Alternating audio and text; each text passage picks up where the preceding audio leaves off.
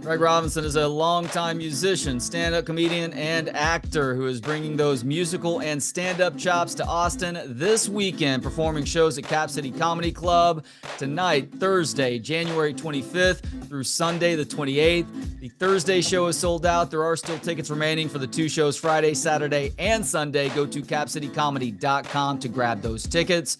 Greg, thank you so much for the time. How you doing today? I'm good. How you doing? I'm great, thank you. Welcome back to Austin. I know this is not your first time performing stand-up in this great city. You've been at the new Cap City Comedy Club before, if I'm not mistaken. What do you love about performing stand-up in Austin? This crowd lifts you up. You know what? One of my favorite stand-up stories, comedy stories, is I was here for the Fun Fest, which y'all used to have. I brought my band here. We did Fun Fest. I was running on fumes. I ended up doing a show that night at another spot. I don't remember. It was indoor, outdoor. It was dope. And I just remember being so tired, but the crowd lifted me up. Like they would not let me, it was like, we got you. So that's what I love about Austin. You know, it's like they got your back. They're here to party and take it to another level. So it's one of my favorite places to perform. So anybody who's unfamiliar with your comedic style, it is a blend of music and then more straightforward jokes. And in learning a little bit more about your entertainment past, you come from a musical family. That was your initial passion, but you realized pretty quickly, I think in college, that comedy may be the best route for you. And so in Chicago, which is obviously a great place for comedy, you start thinking about doing stand-up. You eventually get on stage, but you admitted in a recent interview, it wasn't until you brought your keyboard on stage that it really unlocked things for you. What was it about bringing that keyboard on stage that allowed you to feel comfortable being funny in front of people?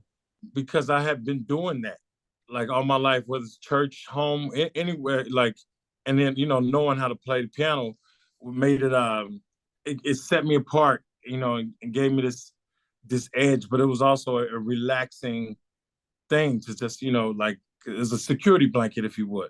So that's what happened. I just went up there and it was like, all of a sudden I was mad comfortable.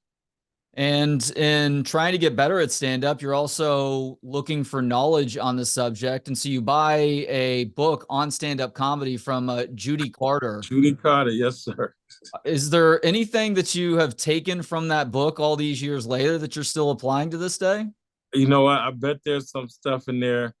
You know, I remember one passage she was talking about how we as comics, it don't matter if everybody, it's 300 people in there, 299 of them are cracking up, tears in their eyes.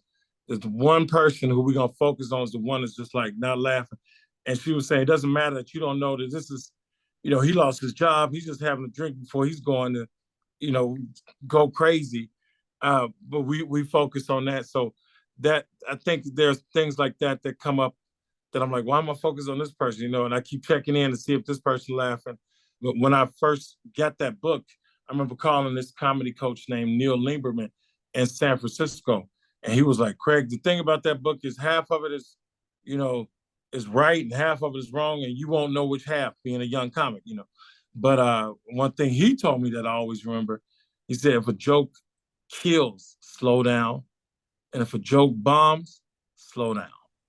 So that's kind of stuck with me for the ages too.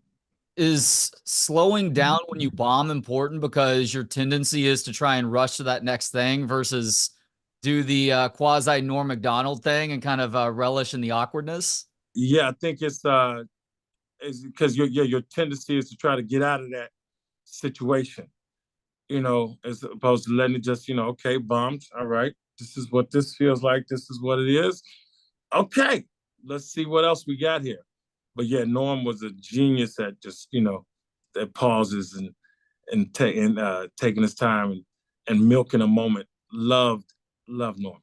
It's interesting you say that about being or focusing on the one of 300 people who may not be laughing, because I've been that one person in the crowd before. It was at the Improv in Dallas, and it was this guy who was kind of doing a hacky version of the Blue Collar Comedy Tour back when that was popular. I was in the back of the room. I didn't even think he could see me. I just didn't find him funny. So I'm not going to like put a fake smile on my face or like make it seem like I'm laughing. I'm just like sitting there watching, waiting for him to say something that was funny. and he literally tried to call me out at the back of the room, but I didn't want to get into it with the guy, so I just looked at the person next to me and made it seem like they were talking to him. It completely threw him off. Do I feel bad in retrospect? I probably just should have started faking laughing at that point, but he was completely off of his game after that. Your reaction was genuine. You did what you you didn't want to get involved.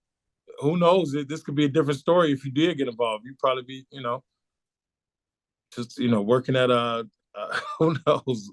Who knows what you would have chosen?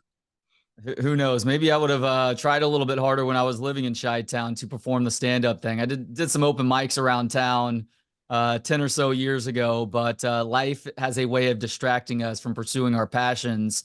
And sometimes it's the people that love us most who are trying to dissuade us from pursuing our passions. Like I was talking to Natasha Leggero last week, and she was about to make a Who big. just went super viral, by the way. What'd she go viral for? Whoa, breaking story for you, bro. She went up after Bert Kreischer, who had just taken his shirt off, Yeah, and then she went up on stage and then flashed her boobs for a sec. So it was hysterical. It was brave. She did her thing. So you're it right. was. I did So see you heard that. about it. She's got guts. She has serious guts, but she was talking about making a move to New York City, and her mom was trying to talk her out of it. Heard you talking about that. Your dad was like, "You've got this good teaching gig right now. You're going to throw it all away to pursue your dreams." But sometimes only you know best, and you have to come to that understanding on your own if that dream is going to fizzle. And so you take that leap to LA way back when. And I feel like you dodged a bullet in the process, Craig, because you were a teacher at that time. You had gotten your master's in teaching, but teaching has become much more difficult in modern times. I've got a 9 and 7 year old at home right now. So I see it in person in the classroom sometimes. We've got teachers dropping left and right because COVID screwed things up so badly. So congratulations on pursuing your dream, keeping you from having to deal with a bunch of broken kids in 2024. I had some incredible kids that some of them reach out to me to this day actually.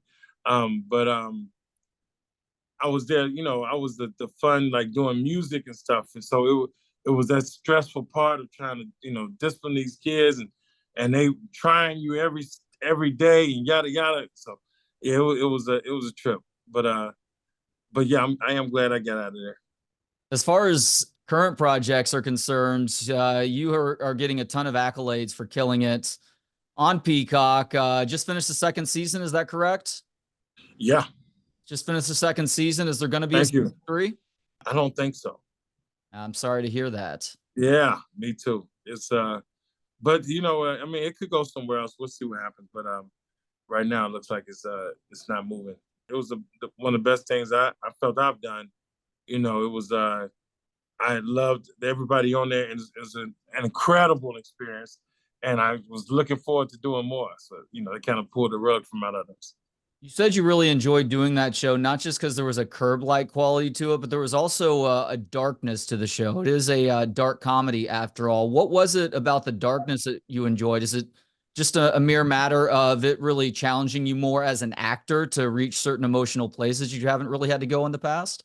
There's definitely some of that, but I like the edge of it. I like the like the not knowing what's going to happen, and then just being a part of something that I could be the light in. So yeah, it was a lot of different components going on there, but I just like something that you can just kind of the grit. You know what I'm saying? So, last question now, Craig. Natasha's husband, Moshe Kasher, just wrote a really good memoir.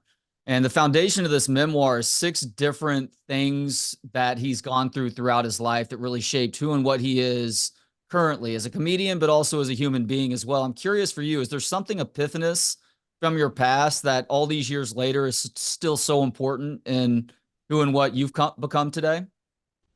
Great question. Yeah, I'm sure there's at least 6.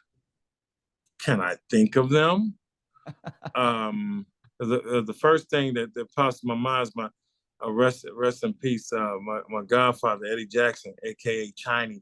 He said I remember asking him, and this was pivotal because I was like, before I was a comedian, I just was like wondering, how do you do it? What do you do? And I just had to, I was like, you think I could be a good comedian? And I've never asked anybody that except him. And he said, you're going to be successful at whatever you do because you're a good person. And that stuck with me a long time, man.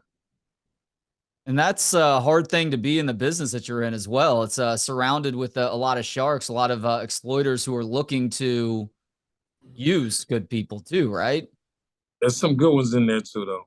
But, you know, just gotta get swimming with sharks for sure. Cool. Well, Craig, thank you so much for the time today. Craig Robinson's going to be at Cap City Comedy Club. Tonight's show is sold out, so you have no luck on Thursday. But Friday, Saturday, Sunday, one of those shows is sold out. There are still a few tickets left for the remaining shows. Friday, Saturday, and Sunday, 2 shows each night. Go to capcitycomedy.com to snag those tickets. Craig, thank you for the conversation today, man. Really enjoyed it. Hey, thank you, brother. Appreciate you, man. You're welcome.